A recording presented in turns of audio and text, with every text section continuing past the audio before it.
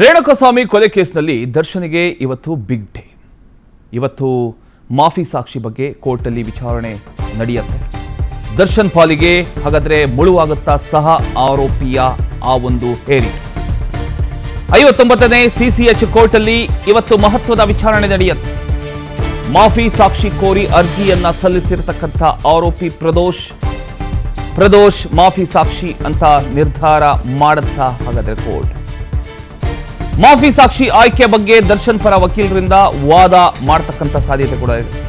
Court ಮಾಫಿ ಸಾಕ್ಷಿ ಪರಿಗಣಿಸಿದರೆ ನಟ ದರ್ಶನ್ಗೆ ಸಂಕಷ್ಟ ಎದುರಾಗಬಹುದಾ ಅನ್ನುವಂಥ ಒಂದಿಷ್ಟು ಪ್ರಶ್ನೆಗಳು ಈಗ ಹುಟ್ಕೊಂಡಿದೆ. ಸೊ ಈಗ ಪ್ರದೋಷ್ ನಾನು ಎಲ್ಲ ಸತ್ಯವನ್ನ ಹೇಳುತ್ತೇನೆ ಅನ್ನುವಂಥ ವಿಚಾರವನ್ನ ಮುಂದಿಟ್ಟಿದ್ದಾರೆ. ಮಾಫಿ ಸಾಕ್ಷಿ ಕೊಡ್ತೀನಿ ಅಂತ ಅರ್ಜಿ ಸಲ್ಲಿಸಿದ್ದಾರೆ. ಅವರ ಪರ ವಕೀಲರು ಈಗ ವಾದ ಮಂಡಿಸ್ತಾರೆ. ಇವತ್ತು ಒಂದು ಬಿಗ್ ಡೇ ಅಂತ ಹೇಳಬಹುದು.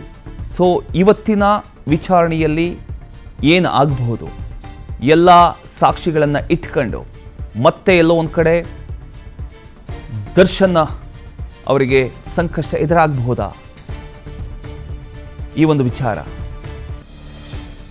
ಅಲ್ಲಿ ಅಷ್ಟಕ್ಕೂ ಆ ಒಂದು ಶೆಡ್ಡಲ್ಲಿ ಏನು ನಡೀತು ಅನ್ನುವಂಥ ವಿಚಾರವನ್ನು ಎಳೆಯಾಗಿ ಪ್ರದೋಷ್ ಬಿಚ್ಚಿಡಬಹುದಾ? ಪ್ರತ್ಯೇಕ ಸೆಲ್ಗೆ ಶಿಫ್ಟ್ ಮಾಡುವಂತೆ ಮನವಿ ಮಾಡಿದ್ದ ಪ್ರದೋಷ್ ನನ್ನನ್ನು ಪ್ರತ್ಯೇಕ ಸೆಲ್ಗೆ ಹಾಕಿ ಅಂತ ಶಿಫ್ಟ್ ಆದ ನಂತರ ವಕೀಲರ ಜೊತೆ ಚರ್ಚೆ ಮಾಡಿ ಮಾಫಿ ಸಾಕ್ಷಿಗೆ ಎಲ್ಲ ರೀತಿಯ ಒಂದು ಸಿದ್ಧತೆಯನ್ನು ಮಾಡಿಕೊಳ್ಳಲಾಯಿತು. ಕಳೆದ 2 ದಿನಗಳಿಂದ ದರ್ಶನ್ ಪವಿತ್ರ ಗೌಡಗೆ ಒಂದು ಕಡೆ ಆತಂಕ ಶುರುವಾಗಿದೆ. 20 ದಿನಗಳ ಹಿಂದೆ ದರ್ಶನ್ ಜೊತೆ ಪ್ರದೋಷ್ ಮನಸ್ತಾಪ ಇಟ್ಕೊಂಡಿದ್ರು. ನನ್ನ ಜೈಲು ವಾಸಕ್ಕೆ ನೀವೇ ಕಾರಣ ಅಂತ ದರ್ಶನ್ ಜೊತೆ ಮನಸ್ತಾಪ. ದರ್ಶನ್ ಜೊತೆ ಸರಿ ಹೋಗ್ತಿಲ್ಲ ಅಂತ ಜೈಲಾಧಿಕಾರಿಗಳಿಗೆ ದೂರನ್ನ ಕೂಡ ಕೊಟ್ಟಿದ್ದಾರಂತೆ ಪ್ರದೋಷ್. ಈಗ ವಿಚಾರಣೆ ನಡೀತಾ ಇದೆ. ಇದರ ಬಗ್ಗೆ ಇನ್ನಷ್ಟು ಡೀಟೇಲ್ಸ್ ಕೊಡ್ತಾರೆ ನಮ್ಮ ಪ್ರತಿನಿಧಿ ಧ್ರುವ. ಧ್ರುವ, ಇವತ್ತು ವಿಚಾರಣೆ ಯಾವ ರೀತಿ ಇರುತ್ತೆ?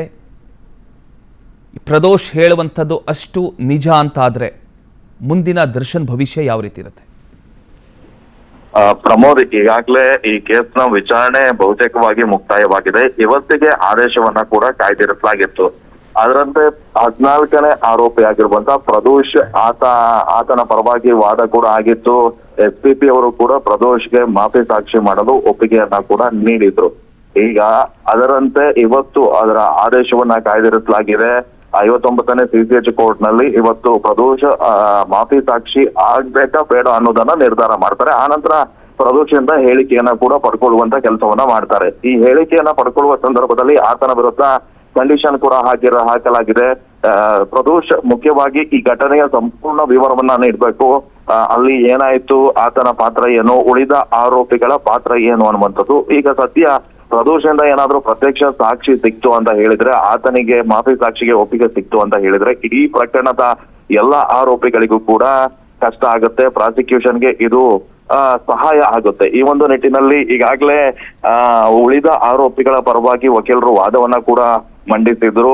ಇವತ್ತು ಇನ್ನೋರ್ವ ಆರೋಪಿ ವಿನಯ್ ಸಲ್ಲಿಕೆ ಮಾಡಿದಂತಹ ಆ ಅರ್ಜಿಯ ವಿಚಾರಣೆ ಕೂಡ ನಡೆಸ್ತಾರೆ. ಅದಕ್ಕೂ ಮುನ್ನ ಪ್ರದೋಷ್ ಅವರ ಅರ್ಜಿ ಸಲ್ಲಿಕೆ ಆಗಿದೆ ನೋಡಿ, ಅದಕ್ಕೆ ಸಂಬಂಧಪಟ್ಟ ಹಾಗೆ ಆದೇಶ ಆಗುತ್ತೆ. ಪ್ರದೋಷ್ ಏನಾದ್ರೂ ಮಾಫಿ ಸಾಕ್ಷಿ ಆದ ಅಂತ ಹೇಳಿದ್ರೆ ಆತನನ್ನ ಕರೆಸಿ ಮೊದಲು ಆತನಿಂದ ಹೇಳಿಕೆಯನ್ನ ಪಡ್ಕೊಳ್ಳುವಂತ ಕೆಲಸ ಮಾಡ್ತಾರೆ. ಆತನನ್ನ ಕ್ರಾಸ್ ಎಕ್ಸಾಮಿನೇಷನ್ ಮಾಡುವಂತ ಕೆಲಸವನ್ನ ಮಾಡ್ತಾರೆ. ಪ್ರಾಸಿಕ್ಯೂಷನ್ ಕೂಡ ಆತನ ಹೇಳಿಕೆಯನ್ನ ದಾಖಲು ಮಾಡಿಕೊಳ್ಳುವಂತಹ ಕೆಲಸವನ್ನ ಮಾಡ್ತಾರೆ. ಸೊ ಹೀಗಾಗಿ ಇವತ್ತು ಆದೇಶ ಏನ್ ಬರುತ್ತೆ ಅದು ಉಳಿದ ಆರೋಪಿಗಳ ಎದೆ ಬಡಿತವನ್ನ ಹೆಚ್ಚು ಮಾಡಿರುವಂತದ್ದು. ಪ್ರಮೋದ್, ಥ್ಯಾಂಕ್ ಯು ನಿಮ್ಮೆಲ್ಲ ಮಾಹಿತಿಗಾಗಿ.